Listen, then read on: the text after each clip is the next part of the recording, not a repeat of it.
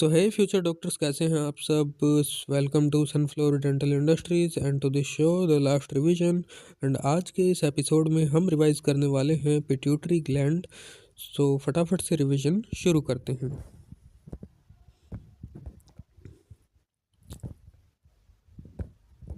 सबसे पहले हम देखेंगे पिट्यूटरी ग्लैंड का इंट्रोडक्शन।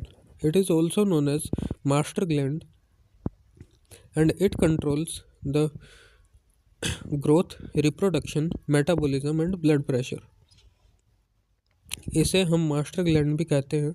इसका दूसरा नाम है मास्टर ग्लैंड। एंड ये जो है growth, reproduction, metabolism and blood pressure को कंट्रोल करने में मदद करता है या उसे कंट्रोल करता है। इसके बाद में हम देखेंगे इसकी location. It lies in the hypophyseal fossa. ये जो है हाइपोफिजियल फोसा के अंदर लोकेटेड होता है। एंड जो स्टोक ऑफ हाइपोफिसिस होती है, स्टोक ऑफ हाइपोफिसिस सेरेब्राई जो है वो पर्स करती है diaphragma sella and is attached about to the floor of third ventricle. It is attached about to the floor of third ventricle. यहाँ पर आप बेसिकली इतना समझ सकते हैं कि ये जो है थर्ड वेंट्रिकल के ऊपर अटैच्ड होता है। देन हम इसका देखेंगे रिलेशन में आ जाते हैं। सबसे पहले superiorly it is related to diaphragma sella and optic chiasma. Then inferiorly sphenoidal air sinus and hypophyseal fossa. On each side it is related to cavernous sinus and its contents. ये basically relations हैं कि superiorly मतलब ऊपर, inferiorly मतलब नीचे, और on each side कि इसके दोनों तरफ ये किस किस स्ट्रक्चर से रिलेटेड रहता है या कौन कौन सी स्ट्रक्चर्स वहाँ पे प्रेजेंट होती हैं। तो ये सभी स्ट्रक्चर्स के नेम्स हैं, आप इन्हें याद कर लीजिए। देन हम पढ़ेंगे इसके सब डिविजन्स के बारे में। इसके सब डिविजन्स में 2 पार्ट्स हैं। सबसे पहले हम देखेंगे adeno hypophysis. It consists of anterior lobe और पार्स एंटीरियर। इसके 3 पार्ट्स हैं बेसिकली एडिनो हाइपोफाइसिस के, जिसमें एक तो आ जाता है एंटीरियर लोब, दूसरा आ जाता है इंटरमीडिएट लोब एंड तीसरा आ जाता है ट्यूबरल लोब। और जो एंटीरियर लोब होता है वो largest part of the gland होता है। एंटीरियर लोब को हम बोल सकते हैं पार्स एंटीरियर। इंटरमीडिएट लोब का दूसरा नाम होता है पार्स इंटरमीडिया। एंड जो ट्यूबरल लोब होता है उसका दूसरा नाम होता है पार्स ट्यूबरलिस। अगर ये मान लो नेम चेंज करके कभी आपसे पूछ लिया जाए तो ये आपको याद रहेगा। एडिनो हाइपोफाइसिस का इतना हो गया। अभी हम देखेंगे न्यूरो हाइपोफाइसिस। इसमें भी इसके कुछ पार्ट्स हैं, जिसमें आ जाता है posterior lobe, then infundibular stem and median eminence of tuber cinereum which is continuous with infundibular stem। ये नेम्स आप अच्छे से याद कर लीजिए। देन हम देखते हैं इसकी ब्लड सप्लाई।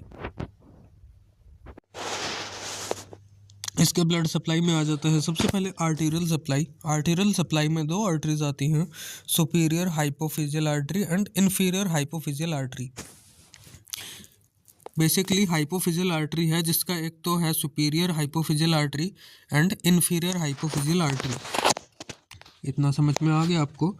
अब देखते हैं इसकी venous drainage. So the venous drainage of pituitary gland is the short veins emerge on surface of the gland and drains into neighbouring venous sinuses. मतलब उसका जो सरफेस होता है वहाँ से कुछ शॉर्ट वेन्स इमर्ज होती हैं एंड वो जो है नेबरिंग, उसके मतलब पास में जो वेनस साइनसेस प्रेजेंट होते हैं वहाँ पर वो ड्रेन करती हैं। देन उसके जो हॉर्मोन्स होते हैं वो pass out of gland via venous blood and carry to the to their target sales.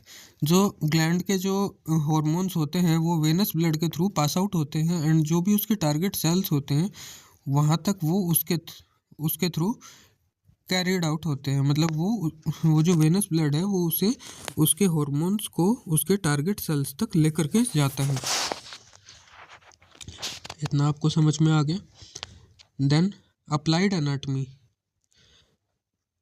Applied anatomy और क्लिनिकल एनाटमी हम इसकी देखते हैं तो उसमें आ जाते हैं कुछ जनरल सिम्टम्स। जनरल सिम्टम्स में आता है sella turcica is enlarged in size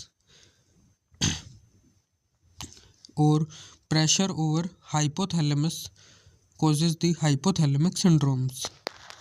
ये हो गए इसके जनरल सिम्टम्स कि सेला टर्सिका जो है एनलार्ज हो सकता है और अगर हाइपोथैलेमस के ऊपर प्रेशर किया जाए तो वो जो है हाइपोथैलेमिक सिंड्रोम्स प्रोड्यूस कर सकता है या उसका कारण बन सकता है। देन इसके कुछ स्पेसिफिक सिम्टम्स है जिसमें आ जाता है basophil adenoma causes Cushing syndrome and posterior lobe damage causes diabetes insipidus. Basically इसकी जो अलग अलग कंडीशंस हैं उसके अकॉर्डिंग इसके अलग अलग सिंड्रोम्स एंड अलग अलग जो भी डिजीज़ है या एनाटमी है वो कोज करती है। अब हम देखेंगे इसका डायग्राम। ये है पिट्यूटरी ग्लैंड का डायग्राम जिसमें सबसे पहले यहाँ पर है आपका पोस्टीरियर पिट्यूटरी। यहाँ बीच में आ जाता है आपका ये पार्स इंटरमीडिया या इंटरमीडिएट जो पार्ट है वो, एंड ये जो पार्ट है इसका ये है पार्स डिस्टालिस। देन यहाँ पर ये बीच में है इसका पिट्यूटरी स्टोक। देन ये है आपका पार्स ट्यूबरैलिस जो कि हमने पीछे पार्ट्स पढ़े थे, अब आपको यहाँ पर आसानी से समझ में आ जाएंगे। देन ये है आपके हाइपोथैलेमस, ये है आपका हाइपोथैलेमस। देन ये है आपकी मेमोलरी बॉडी एंड ये यहाँ पर है आपका ऑप्टिक क्यास्मा। आज हमने पढ़ा पिट्यूटरी ग्लैंड जिसमें हमने पहले पढ़ा इसका इंट्रोडक्शन जिसे हम मास्टर ग्लैंड भी कहते हैं और ये काफ़ी सारी चीज़ें बॉडी के अंदर कंट्रोल करता है जैसे growth, reproduction, metabolism and blood pressure. फिर हमने पढ़ी इसकी लोकेशन जो कि हाइपोफिजियल फोसा में लाई करता है ये। उसके बाद में इसके रिलेशंस पढ़े superiorly, inferiorly and on each side. Then हमने इसके सब डिविजन्स के बारे में पढ़ा जो कि 2 पार्ट्स में डिवाइडेड है। एक आ जाता है एडिनो हाइपोफिसिस एंड एक आ जाता है न्यूरो हाइपोफिसिस।